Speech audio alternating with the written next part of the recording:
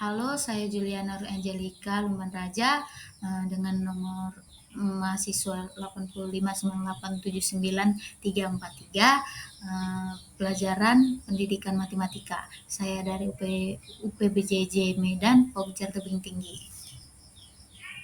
Modul 1 Pembelajaran Matematika di SD. KB 1 Teori belajar pada pembelajaran matematika di SD. A. Hakikat anak didik pada pembelajaran matematika di SD. 1.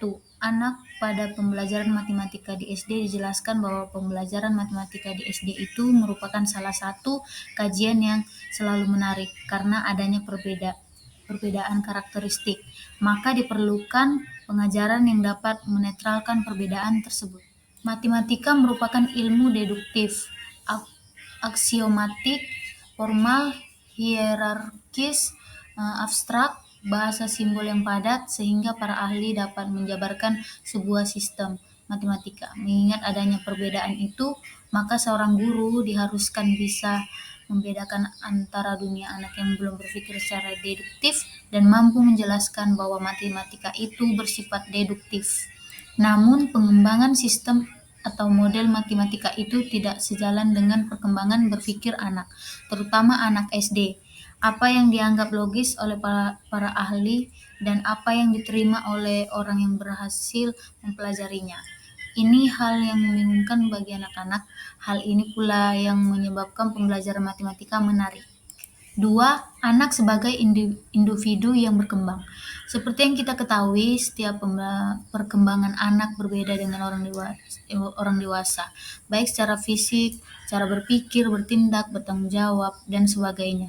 Terkadang guru dan orang tua beranggapan bahwa anak dan siswa itu mampu berpikir seperti kita sebagai orang dewasa. Selain itu, kita juga tidak boleh memaksakan anak itu berpikir keras, seperti contohnya kita memaksa anak itu mengerjakan soal matematika yang menurut kita sebagai orang dewasa itu mudah dan gampang. Tetapi bagi mereka itu susah. Itu akan cenderung membuat anak itu menjadi stres. Tapi yang harus kita lakukan adalah mengenali anak tersebut dan menjelaskan teori-teori pembelajaran matematika itu yang mudah dimengerti. Karena jika perkembangan anak itu meningkat, itu karena itu bisa dilihat dari cara kita mengajarinya. 3. Kesiapan intelektual anak. Kita juga harus tahu kesiapan mental anak itu. Perkembangan berpikir anak dibagi menjadi 3, yaitu 1. Tahap operasional awal, yang kedua tahap operasional konkret, yang ketiga operasional formal. Anak SD dalam kelas rendah biasanya berada dalam tingkat perkembangan berpikir tahap operasional awal. Jadi mereka belum memahami hukum-hukum kekekalan. Sehingga jika mereka diajarkan dengan konsep penjumlahan yang besar, mungkin mereka tidak mengerti. Sedangkan anak-anak dalam tahapan operasi konkret sudah memahami hukum-hukum kekekalan, tapi mereka belum bisa berpikir deduktif, sehingga pembuktian penjumlahan matematika itu tidak mudah dimengerti. Jadi kita juga harus tahu tingkat daya berpikir anak yang akan kita ajarkan. B. Teori-teori belajar matematika pada pembelajaran matematika di SD. Di sini kita mempelajari tentang kesiapan siswa dan pembelajaran matematika di SD. Ada beberapa teori, yaitu 1. Teori belajar Brunner. Menurut Brunner, hal-hal tersebut dapat dinyatakan sebagai proses belajar yang terbagi menjadi 3 tahapan, yaitu A. Tahap enaktif atau tahap kegiatan. Tahap ini anak belajar konsep berhubungan dengan benda-benda nyata dan peristiwa di sekitarnya. B. Tahap ikonik atau tahap gambar bayangan. Pada tahap ini, anak telah mengubah, menandai, menyimpan peristiwa dalam bentuk bayangan mental. Yang ketiga, tahap simbolik. Pada tahapan terakhir ini, anak dapat mengutarakan bayangan mental tersebut dalam bentuk simbol dan bahasa. Berdasarkan hasil pencobaan dan pengalaman, ada 4 teorema atau dalil kaidah pada pembelajaran matematika, yaitu A. Teorema penyusunan. Cara terbaik yang memulai belajar sebuah konsep matematika adalah dengan cara menyusun penyajiannya.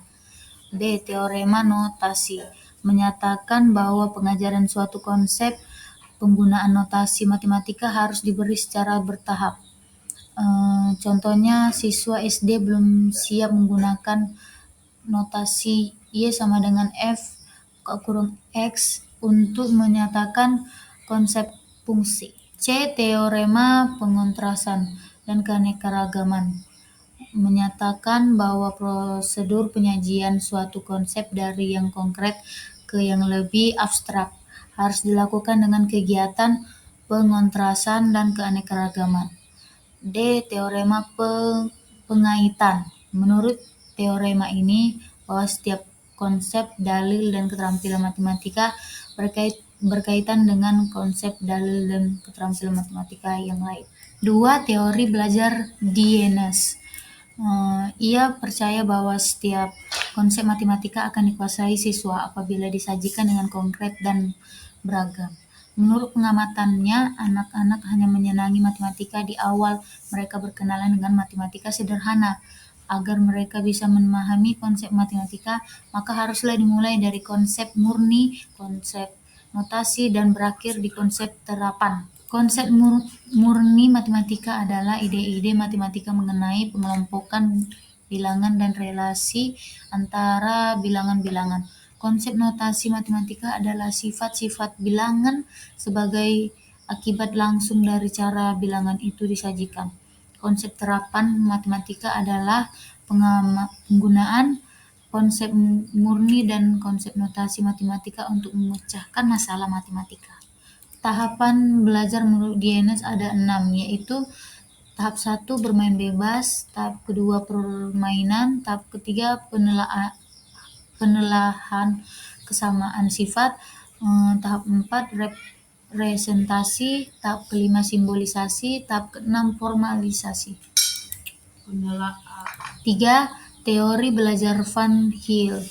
Menurut Van Hill ada 3 unsur utama dalam pembelajaran geometri, yaitu waktu, materi pengajaran, dan metode pengajaran. Ada 5 tahapan anak belajar geometri, yaitu tahap 1 pengenalan.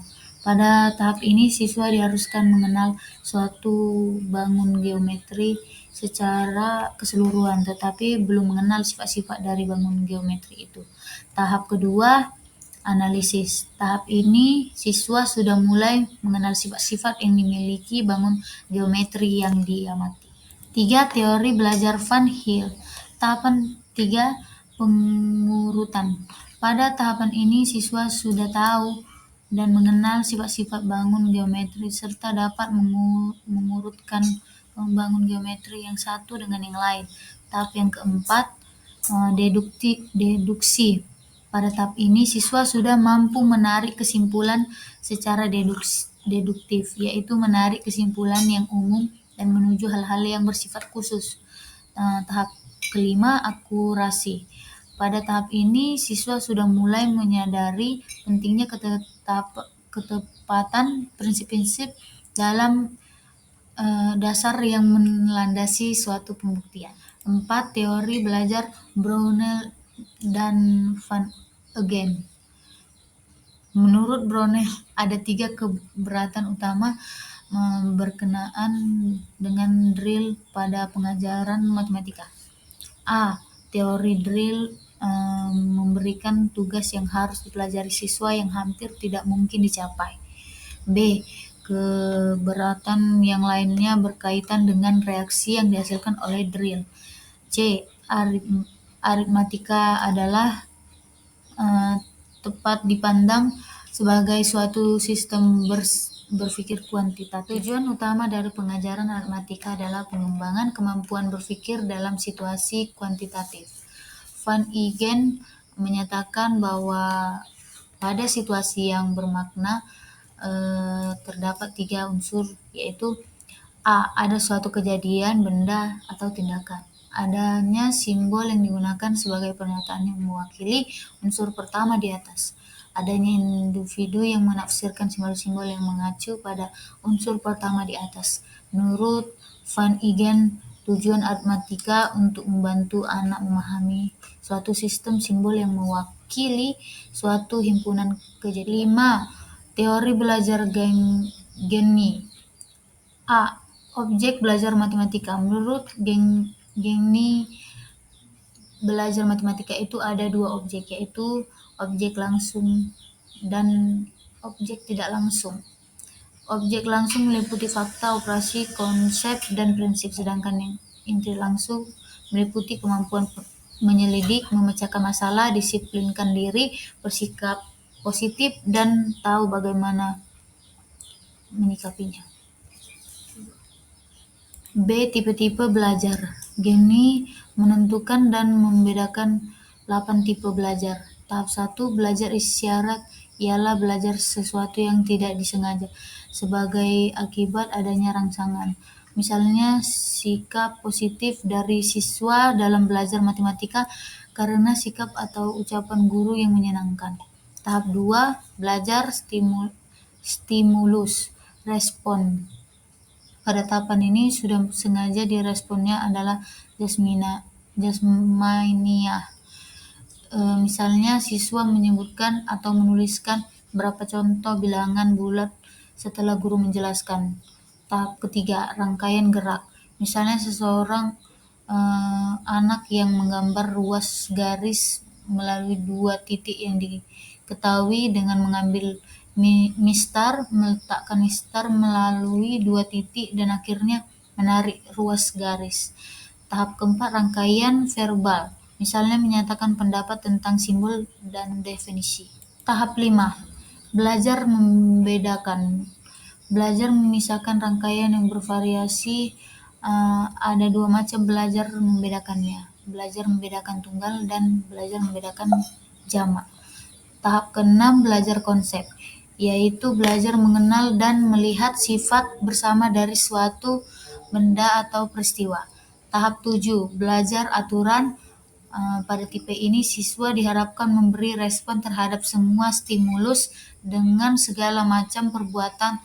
Tahap 8, memecahkan masalah adalah tipe belajar yang paling tinggi. Merupakan masalah bagi siswa jika sesuatu itu baru dikenalnya. Sekian dari saya, presentasi ini saya buat. Untuk salah kata saya mohon maaf. Terima kasih.